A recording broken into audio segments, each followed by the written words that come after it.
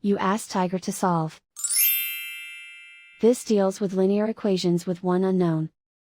The final result is d equals 35. Let's solve it step by step. Group all constants on the right side of the equation.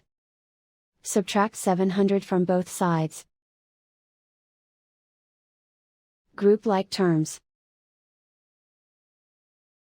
Simplify the arithmetic.